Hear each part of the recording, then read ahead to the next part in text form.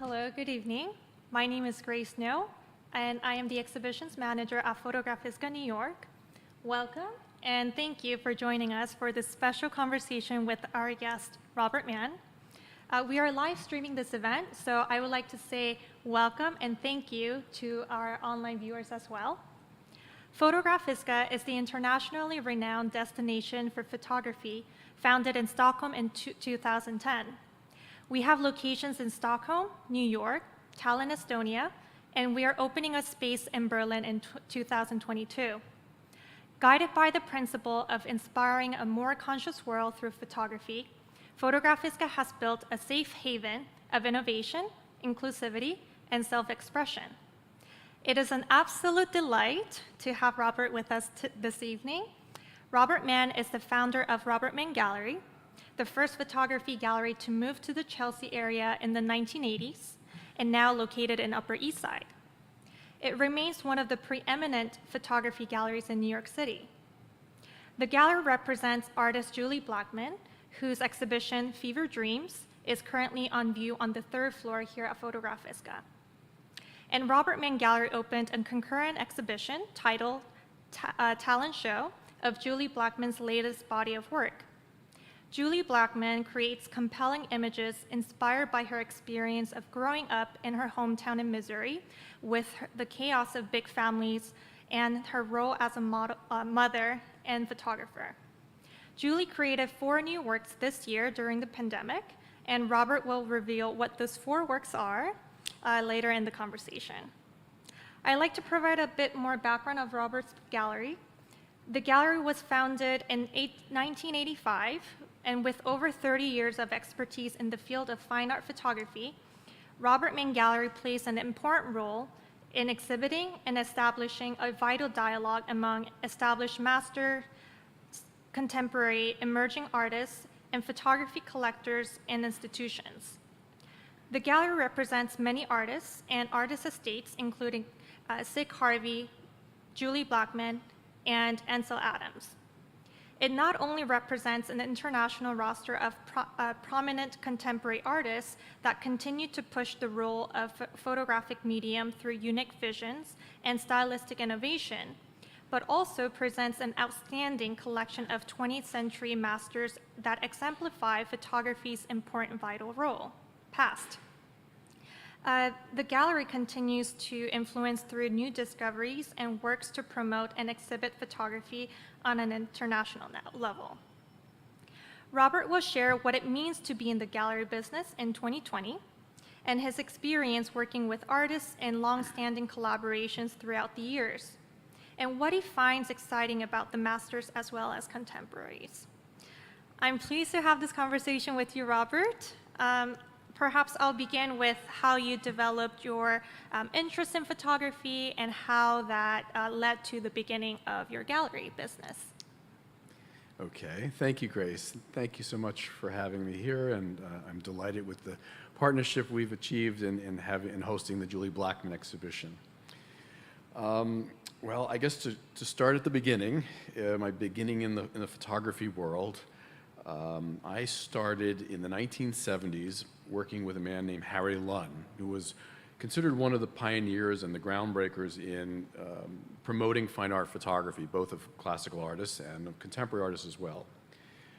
I sort of fell into this job. I was working as a picture framer at the time, and I was looking at the classified ads in the Washington Post because I felt I was being underpaid for my services, and there was an ad for working in an art gallery without any deep description about what the responsibilities would include or what the focus of the gallery was. I interviewed for the gallery position, and I was hired on the spot, and I knew that it dealt with photography, but I didn't know to what extent.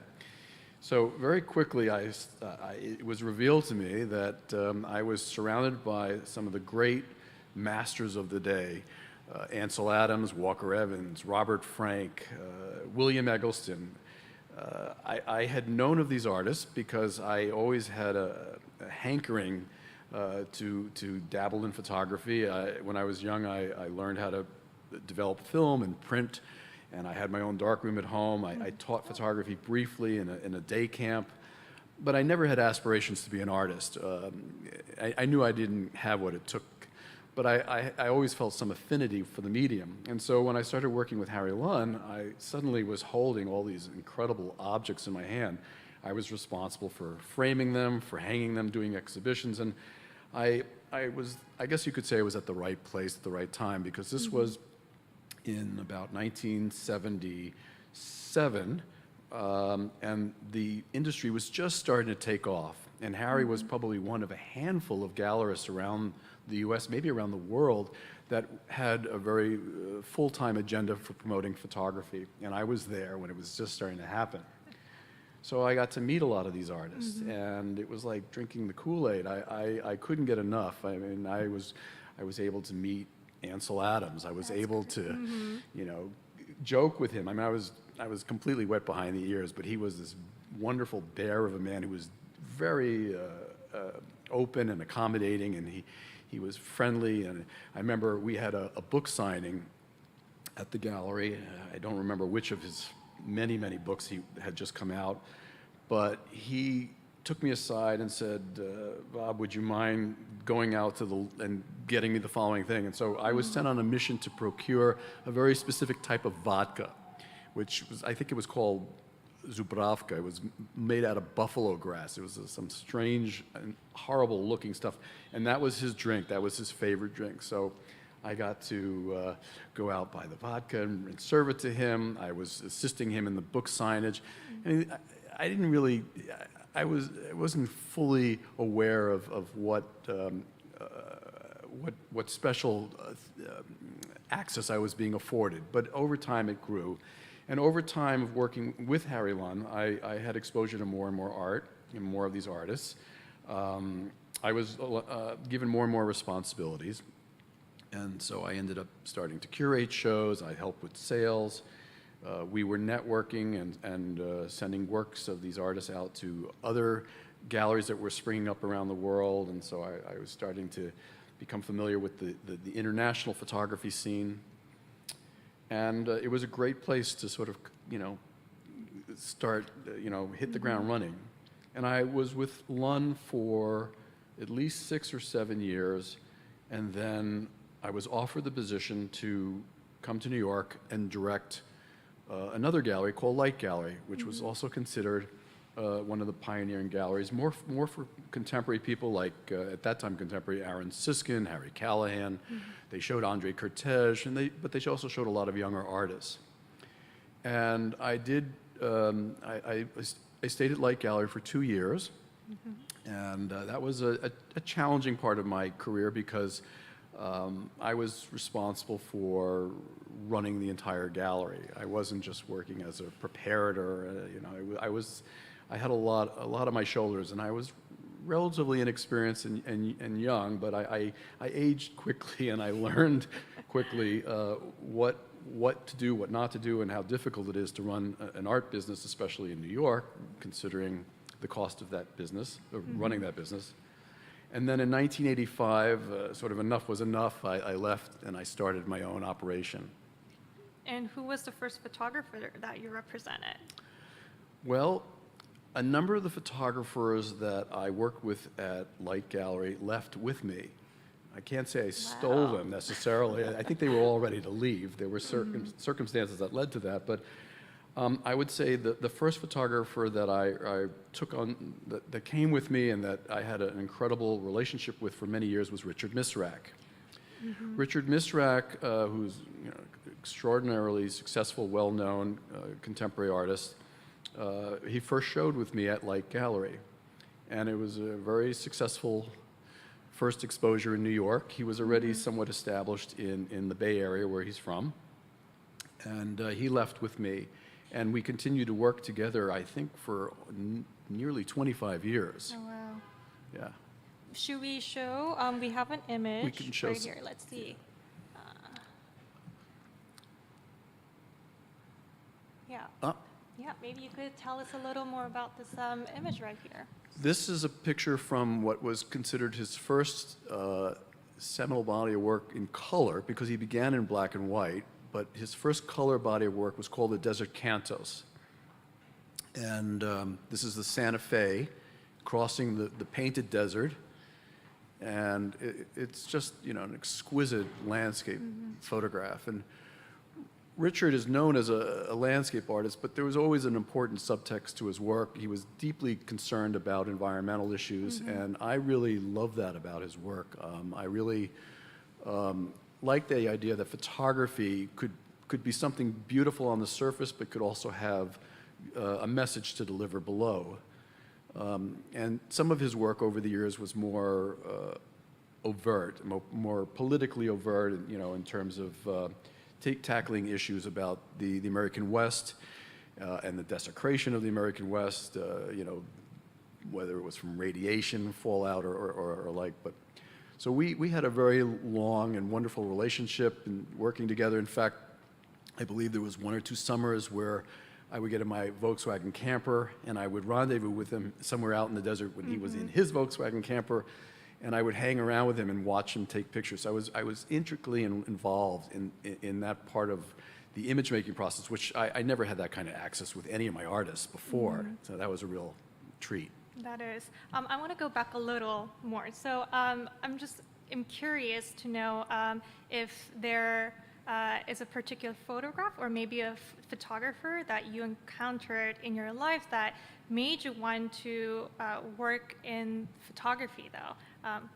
Maybe like back when you were little, maybe there's something you want to share with us. That's a very interesting question, one I should have prepared better for, but I grew up in the 60s. It was the 60s and the early 70s. I was of that Life magazine generation. So the picture magazine was very big part of American life, and it was in my household. My dad was an amateur photographer. I mean, by the time I was conscious of photography, he had long since given it up. But I think he still enjoyed looking at pictures. So I remember growing up with Life, and I think Look magazine, and certainly National Geographic was always around. I was being made to feel comfortable around pictures, even though I didn't know it. And I believe that I had viewed people like Ansel Adams in some of these publications in my early stages of life, and it must have left some indelible image that I didn't realize was there until I started to have access to the real thing and see the real thing. And there must have been some sort of a epiphany there, a deja vu. Oh, this is familiar, but this is the real thing. And seeing the real thing in person as opposed to a reproduction in the magazine, it's like night and day. So I don't know if there was any one picture, but certainly there were pictures like that by artists who had been getting a lot of exposure, like Ansel Adams. And speaking of Ansel Adams, should we take a look? Yeah, maybe. Let's see.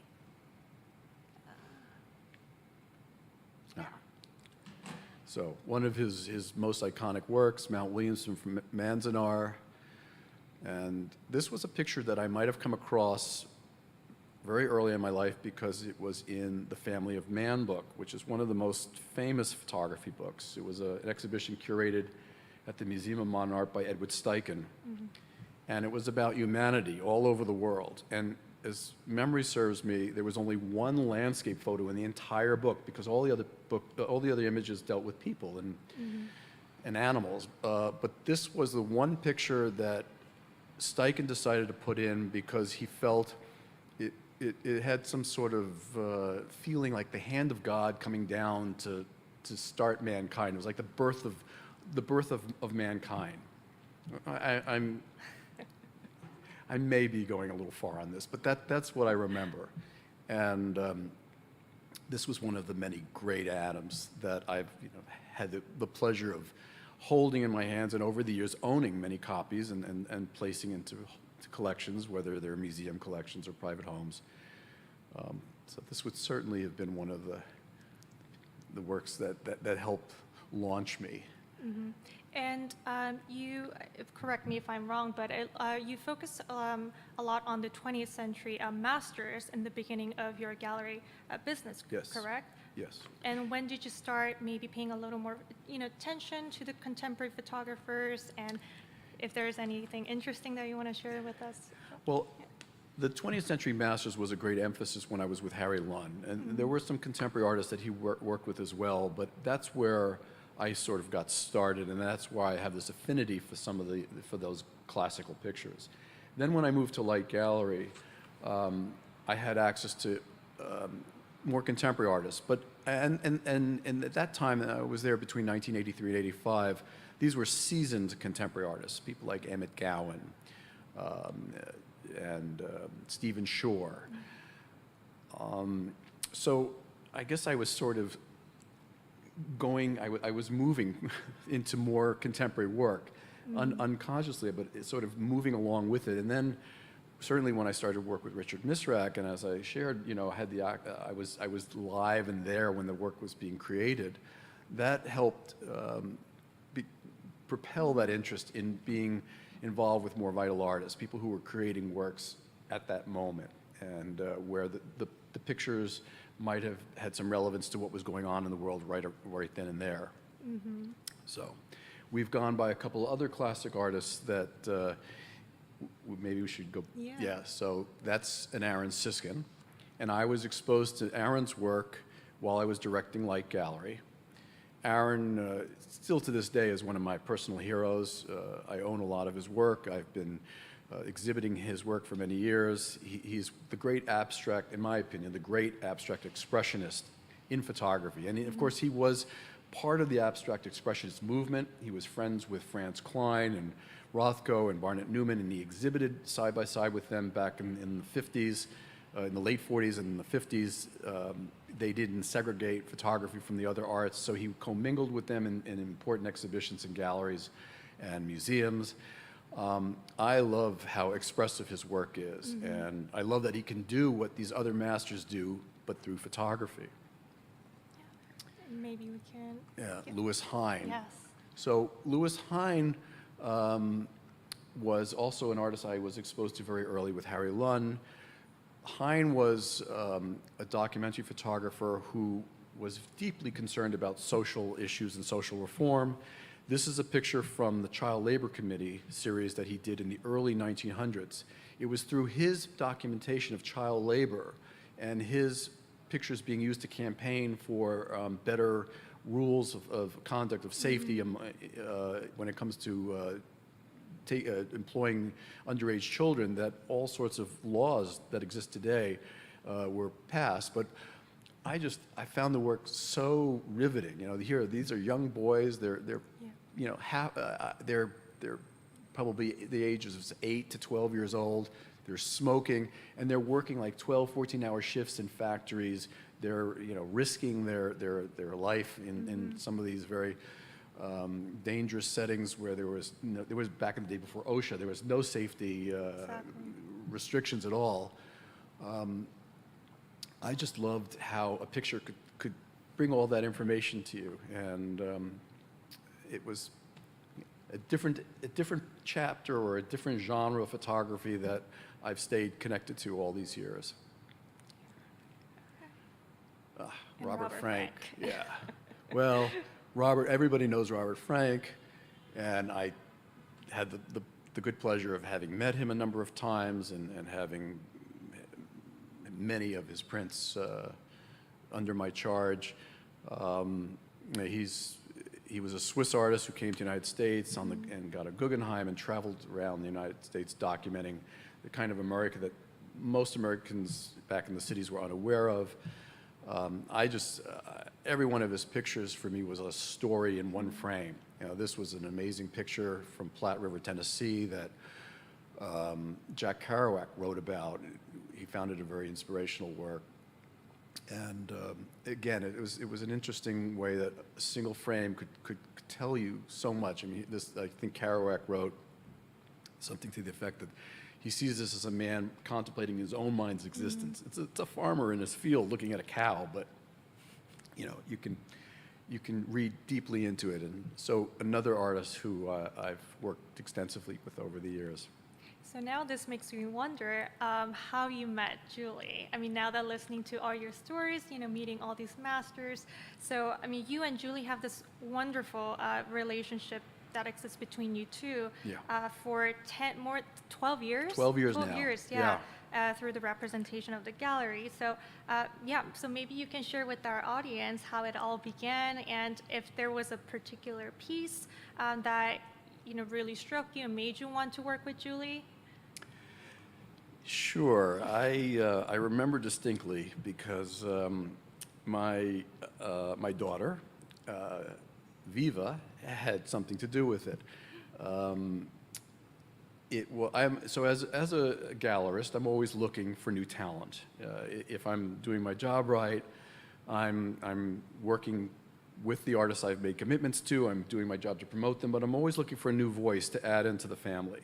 And it was a particular time in the gallery history when we were looking for an artist who had something very different and very unique to say. And I came across Julie's work in a magazine.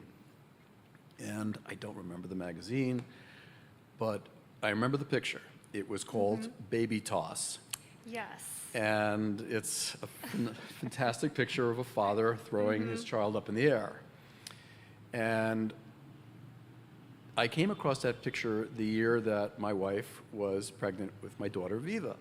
And it was the first year in a long time that I was not going to be able to attend Paris Photo, which is an international art fair for photography that I've exhibited almost every year since it first began. My gallery director was in Paris because I couldn't attend. She was taking care of the booth. And I knew that Julie had a work on a display with another gallery. And so I suggested to my director, Caroline, check this out. I think you might like this work. I'm really digging what I see. And so she went over, and I think she was equally smitten by the pictures that I also saw. And then Julie happened to be in Paris and coincidentally walked over and introduced herself to Caroline. And I think she was ready for a New York gallery. I think she had been with another gallery, and I don't think it went so well. So she was ready to make a change, and it just came together. I mean, you couldn't have asked for better timing. But I find it somewhat poignant in that, the one, just when my baby's about to be born, it was Baby Toss that sort of tossed us together. It was an interesting timing. And that's, as they say, what is Humphrey Bogart says, it was ever since, we made beautiful music ever since, or whatever the expression was. We've had 12 amazing years of working together. We've had multiple exhibitions in the gallery. We've done pop-up shows. We've done books. We have this fabulous exhibition with you here. It's been a great partnership. Definitely. Did you get a chance to visit her hometown? Because her hometown, Springfield, Missouri, is so important when it comes to Julie's work. I wonder if you got a chance to visit her there. Sadly, I have never been there, but I feel as though I have virtually, because I think nearly all the pictures are taken in or around Springfield. And I feel like I've been there. It's just in how much time I've... Same here. Yeah. Maybe this is a good time to talk about Julie's 4 new pieces. Okay. Well, that is the newest of the new. This is called Bubble. And so this was just this past summer, right? This was done, well, actually, it might have been released last month. It's very fresh, very new.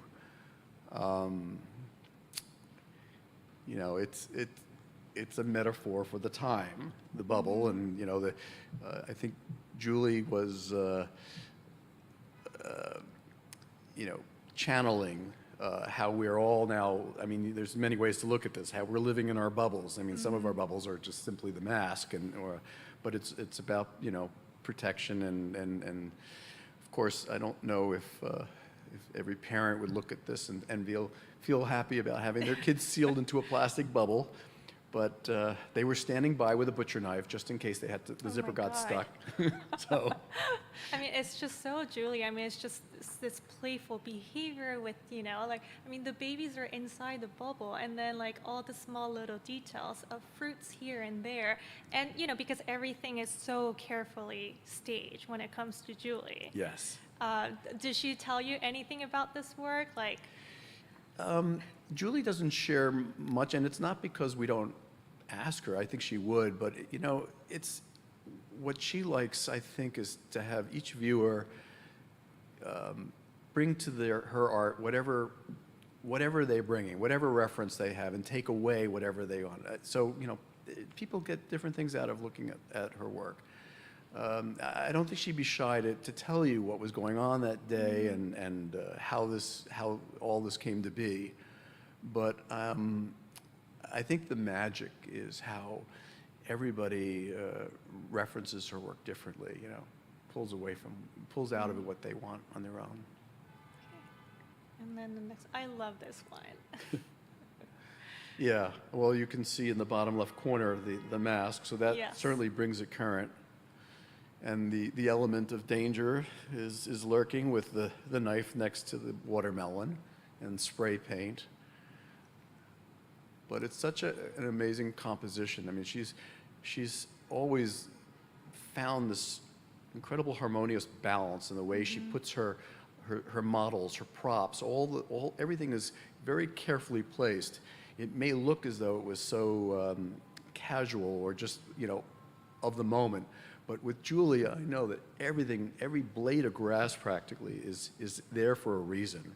The way the hedges are creeping in, and there's 3 of them, and there's 3 babies, and the circles playing off of each other, the circular motif from the tennis racket and the spray paint and the chair. It's all very well thought out. It's all this very careful, harmonious balance that she achieves within the frame. Does she normally share the process with you, or does she normally just show you the final image? Yes, she really the magic she contains, and she doesn't reveal much about that. It's the surprise at the end. That's what she shares. And then this is the third piece. Yes, from this is this called year. River, and as I understand it, this is a location about 45 minutes or so outside of Springfield. It's called Lindenlohr, and I think Julie shared with me that as we're all going crazy, locked up in our homes and trying to remain safe, that looking for a safe experience outside the home is challenging. And then when you're a parent, you have kids, you're really trying hard, and there's a lot that's just not open. She found that she could have access to this river called Lindenlohr, and it became a great location for her where she created more than one image. And in this picture, and in some previous ones that she's made, she's actually suspended up from a cherry picker. I believe she made friends with a neighbor who has a tree pruning business, and he's given her access to the use of his truck. So she is suspended over the river here, 75 feet up, hanging out over the bucket with her heavy, large format digital camera. And she's, somehow shouting out directions. And she's got all these moving parts. I mean, she's got kids, and kids are squirmy, wormy. So I mean, they don't sit still. And she's got to coordinate all that's going on in this moment. And she's thinking about every little nuance, down to the potato chips that are sitting on the swim platform. But she's also looking at the big picture, which becomes this geometric design from above with the yellow umbrella. And I mean, it's honestly, it staggers my mind. I don't know how you can think about all that at once, let alone control it all at once. And yet, that's one of the things she's a master at doing. Definitely. And then there's the last And one. this is the same location. This is Lindenlohr. Its title is such, and again, it's an amazing composition. The way she decides to truncate bodies, and that's a big part of her image making. Often it's the adults that are truncated, but in fact here you can see an adult. the full body, but you see two children that are cut off, and the way that they enter or are exiting the frame creates a sort of tension in the frame and this dynamic, push-pull. The children in the water, the amount of spacing between them, that's all very carefully figured out. It's her magic that never disappoints. Definitely never disappoints. And I just love the way, the two two kids over there. I mean, it's hard to tell if they're swimming or floating or, so there's that, it makes you. Or drowning. Or drowning. I didn't want to say it, but, it makes it. you, it's alarming too. It's Sure. like, okay, so they're having fun. It's a sunny day out. And all of a sudden it makes you think, okay, what's going on over here? Well, that's, the dialogues that are possible from one frame. That's what makes this so extraordinary. And then, the peaceful tranquility of swimming and, coupled with the tension of, oh, wait a minute, is this kid face down, and drowning? Or, it's what she can create, what she can, the emotional content that can go into one frame is just phenomenal. Did you share any behind-the-scenes photos, or was it just, Robert, here's the final image and period? Sometimes she shares to her fans on Instagram. So there have been some occasions where she gives you a little taste of something. She doesn't really tell you where it's going, but then, a week or a month later, you might see, oh, that little picture that she put on Instagram, it's now part of this big image. So it was a component that she was sort of working on and finessing. So she doesn't do that often. It's like a little sneak preview, and you don't even know that's what you're getting. So I asked you about, Julie, how much you're involved with the production, but it looks like, normally Julie gives you the final product. Yeah. But with other photographers, are you sometimes involved with the process of making? Are you like a collaborator when it comes to, maybe they'll ask you for your thoughts or, like your suggestions? Well, usually I'm not that involved in the creation of the art.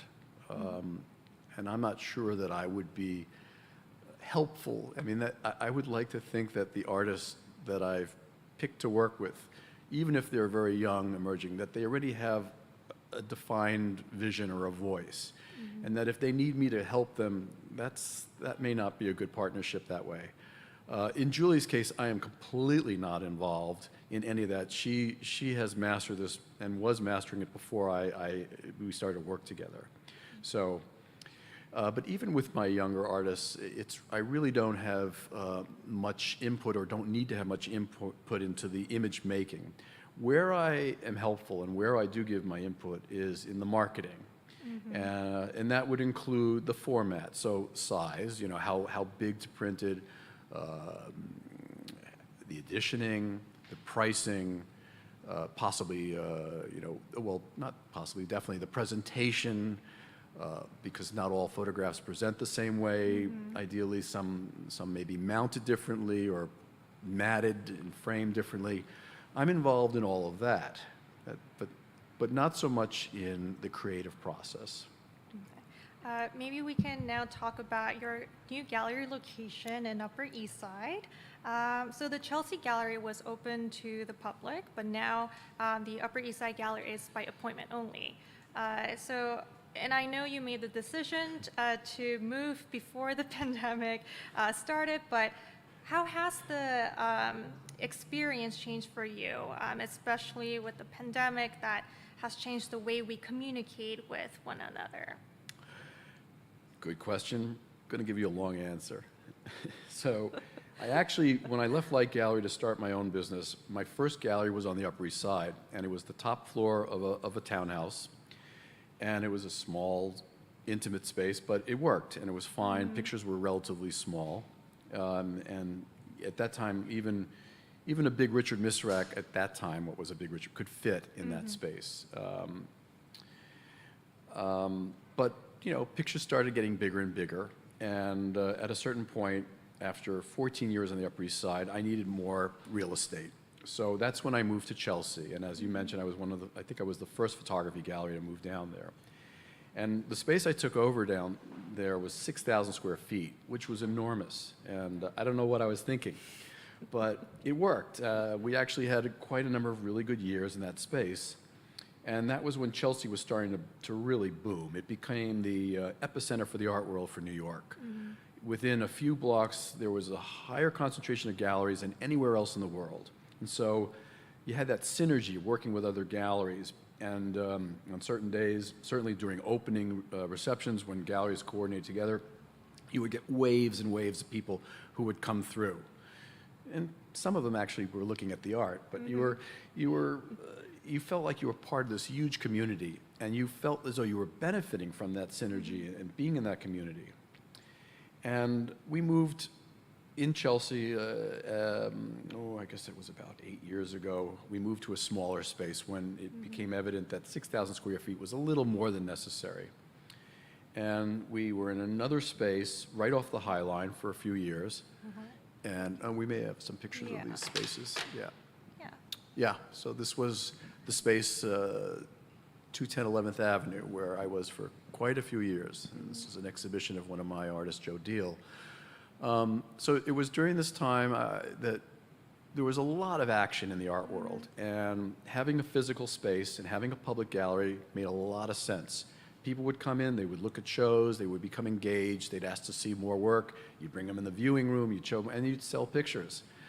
And it was an important part of how the business operated. Well, that started to taper off a little bit. And we started to feel it over a year ago. Long before the virus hit, we started to feel it slowly changing, and that people were doing business different ways. They were still coming to galleries, but some of it was being replaced or augmented by online platforms. Some of the galleries were doing their business through websites that they had. A lot more business was going towards auction houses. The auction houses were becoming a bit more aggressive and showing more contemporary work and not just the classics. Anyway, you could feel the change taking place, and we started to feel it and realized the economics were such that we couldn't justify the large overhead of a public space. And so this goes back a year ago. We decided, you know what, we're going to look for something smaller and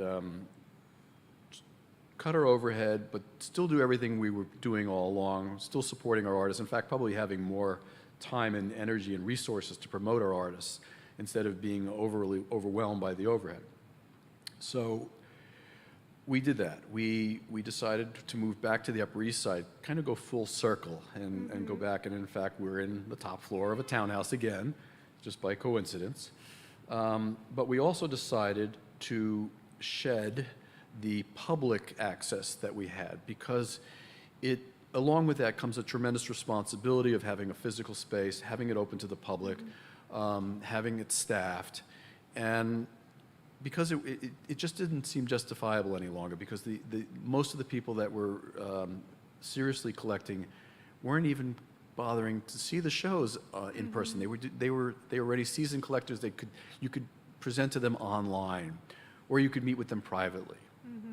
So we decided we would adopt this private model and go back in a sense, because I guess this predates before I had my first public gallery. We were a by appointment only salon space, and that's what we are again now. Now, we didn't see the virus coming, but in fact, because of the virus, we have the perfect situation. We have a small gallery where we still do exhibitions, and where a person can come and have an experience of being in the space all by themselves, and know that they're in a safe and sanitary location. And I think it's a recipe for survival for now.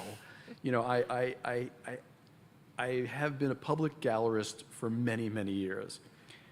It's hard to give that up, and I have the itch. I want to return to that. When the time is right, and I certainly hope the time will come back, I want that again. I want to have a public gallery, and it doesn't have to be a big gallery, but I like that. I like that opportunity of having someone stumble in and suddenly be swept away by what they see. It doesn't happen often, but if it happens just once every blue moon, it's like, oh, yes, I'm doing Exactly. something right. It's great. And that moment is just that, that interaction with the person. And when you see the person who really clicks with the work, then it gives you that, yes, this is Yeah. why I'm here. It's such a high to know that, some exhibition you put together turned on a person. It's going to change your life. They're going to now take a picture home that they're going to look at all the time, and that picture is going to give them joy, or it's going to create some sort of inner dialogue, or the whole family is going to. You don't know, but but what you do know is you got somebody hooked. You got somebody on board, and they've become an art appreciator, and they may not have otherwise if they hadn't walked into the space and seen the show. So now, do you get emails from people, like if they want to go see, for example, the Julie Blackmon exhibition, they email you and then they make an appointment? Yes, we email or phone call. We work by appointment, and that isn't to say we can't be spontaneous. If somebody's on the Upper East Side and they say, hey, I'm in the neighborhood, can I come see the show? Unless we're in the middle of an appointment, of course, we will buzz them up and they will get to see the show. But of course, the way it's designed right now, it's largely our existing mailing list and the people who know and have followed us for many years, or the people that know and have followed the artist and are tracking where they're showing, and that's how they may come to us.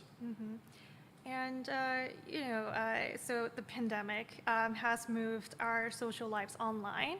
Like right now, we're having this conversation in person, but we're also live streaming it to share with our viewers online.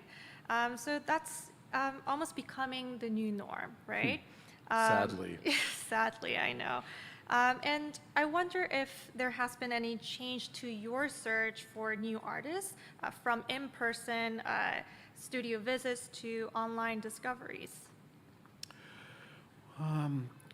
Long before the virus, my search pretty much went online. The physical demand of doing studio visits isn't an easy one, and most artists can't afford to have studios in New York City.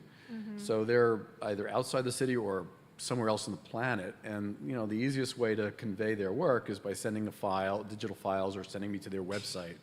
So I was already accustomed to looking online and looking at work that way, and I think I've looked at enough art by now that I can usually tell from that initial online first glance whether it's something I want to see up close and personal.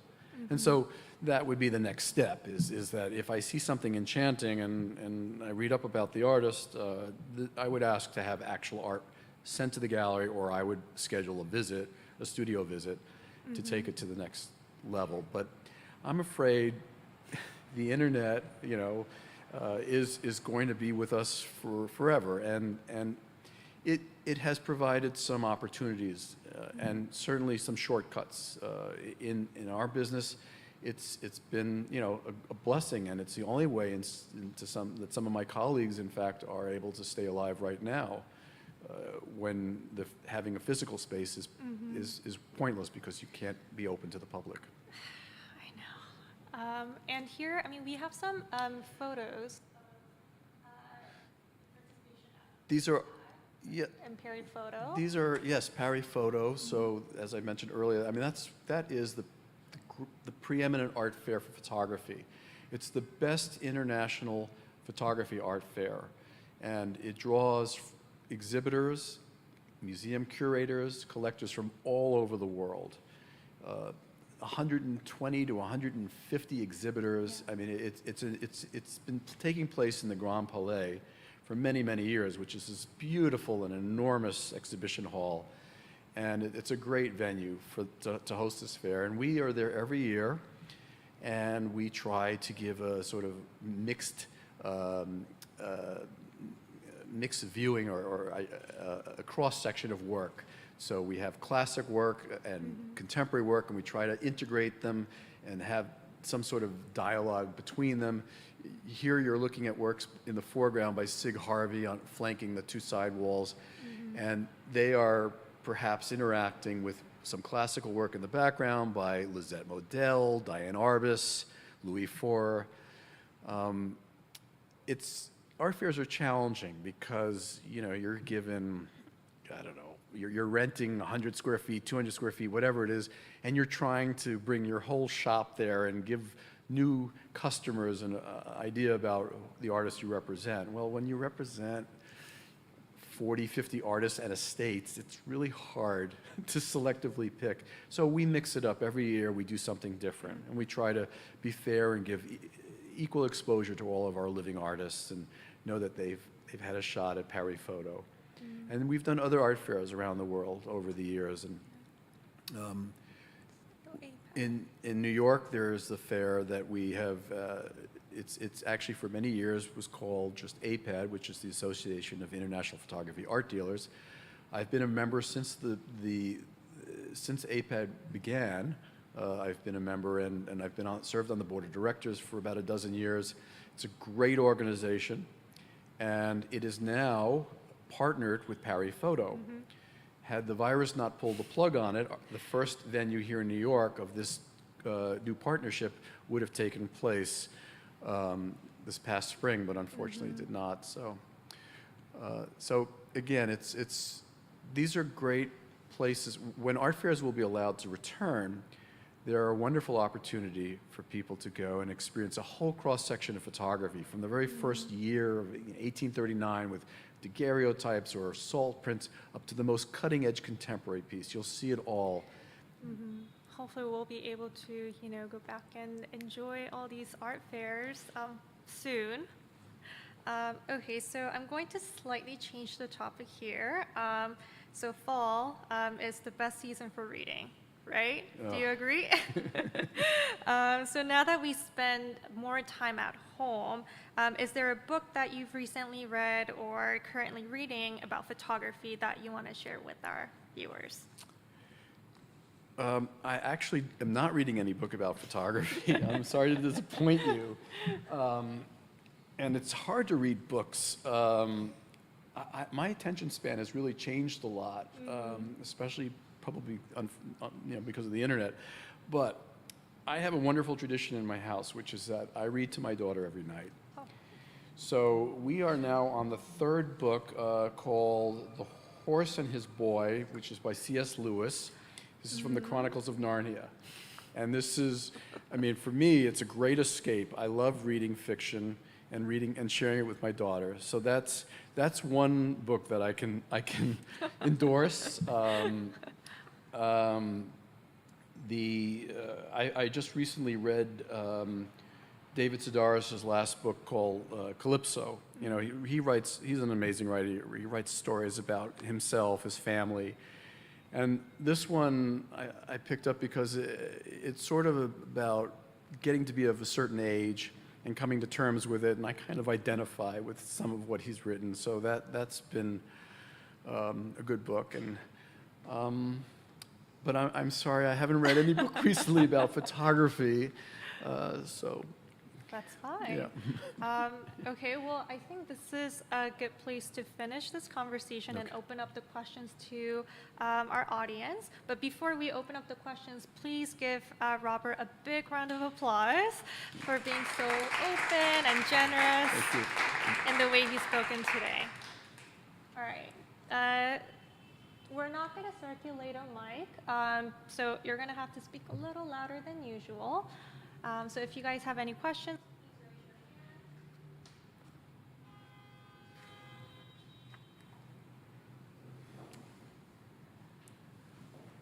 okay. We have a mic. Great. Do we have a question?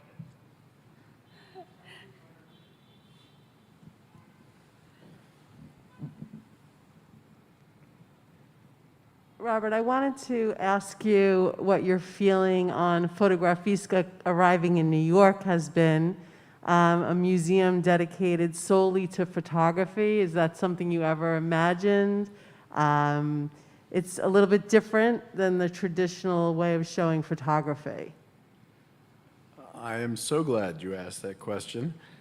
I think this is a great model for the future. I'm really pleased that Fotografiska exists, and I'm delighted that I have had the opportunity to work with Fotografiska. not to criticize the traditional museum, but I love the way that Fotografiska has been able to do unconventional exhibitions and not necessarily do the classic white box with the sort of sterile environment. And I love that this museum deliberately goes out of their way to do things dramatically and differently. So I mean, from the wall color, which there's no white in this building that I've found anywhere, which is challenging for a museum to avoid. I love the different color walls. I love the lighting. The lighting in this building is exceptional, and it's particularly well thought out with showing photography, which is challenging to light. But you have so many different aspects of lighting, and it really shows that a lot of thought and care went into it. I love that Fotografiska reached out to Julie Blackmon and said, "What do you want to do?" They went to my artist and said, "As wild as an idea you could come up with, we'll do it. Come up with something." So in her exhibition, you have grass, you have fake grass, you have astroturf. That was so fun. It's amazing. And there are dandelions in the grass. And then you allow Julie to record crickets from her backyard. And so when you're in her exhibition, you're listening to the soundtrack of the background sounds and nature. And the lights are low everywhere else except for the dramatically lit pictures. I mean, it's a great experience. Now, you would never come across that in a typical museum. So I love that this operation is doing something very, very new, very, very different.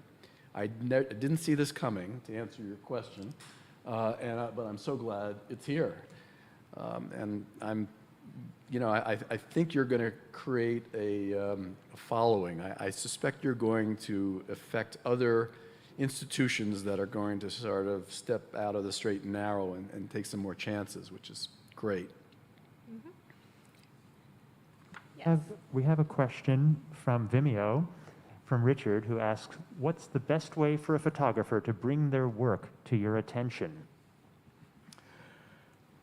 Well, the best way would be to email the gallery. And if you just go to the gallery website, there's information there about how to contact us and to introduce yourself virtually. So to tell us who you are, what you do, and to send us a link to your website or to send us files. And don't overwhelm us. Just send us what you feel are, a concise, nice selection of your best work. And that's how the dialogue gets started. And we received this question in advance, so I have it written down here. The question is, what was it about Julie's images that first drew you in? Well, I think it's what I mentioned earlier, which is that they're very layered. On the surface, they're just joyful. They're fun, there's enthusiasm, but then, there's the edginess. There's something lurking around the edge. There's danger. There's something that is off that you're not quite sure about. And so they reveal themselves slowly, but, it's like peeling away layers. And I found that very compelling. I don't know many artists that do the same, can do the same or have done the same, especially with working with young children. I found all of that very arresting when I first came upon it. And we have one more from our live stream. Catherine asks, "When you say large format digital camera, what is she shooting with?" I was afraid it would be a technical question. See, that's not my area of expertise, but all I know is it's some very expensive Hasselblad. I'm afraid I can't tell you the model and the lens and any of the settings.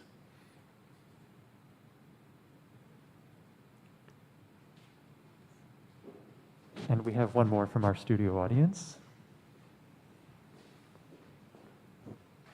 Thank you. How would you advise somebody who's looking to start collecting, who has not previously, to kind of get in the game? Expose yourself to as much as you can, so you can sort of develop what your interests are, what your tastes are. Now, normally that would be go to museums, which right now it's a little more challenging, but Go to museums, go to art galleries, look at shows, look at books. There's a I mean, the bookstore in this building is fabulous. So just downstairs in the lobby, there's a tremendous cross-section of work available, of books, of classical and contemporary photography. I guess the more you look at, the more you'll start to refine what you like, what you can imagine living with. And then you should look at the actual objects, because sometimes pictures and books don't necessarily look the same when you see them in real life. Hopefully they look a lot better in real life. But that would be the steps I would take. Then, you know, and then find a gallery, find a gallerist, such as myself, who's happy to welcome you to the space and to show you the pictures and answer your questions and give you you know, a firsthand experience of right up close and personal, looking at the pictures and see if these are things that you would want to collect and live with. And then the next questions from there are, well, you know, what's my budget and how would I frame them? And you know, and the galleries, my colleagues, we're all well equipped to handle these questions and nurture new collectors and turn you on to different artists and places where to access them. All right, do we have any more questions? Okay, well, thank you again, Robert. Thank you. If you like to view, again, Julie's works, then please visit Robert Mann Gallery website to make an appointment. And our Julie Blackmon exhibition is on view until this Sunday, so please, you know, go see it before you leave. Thank you again for joining us tonight. Have a great night, everyone. Thank you.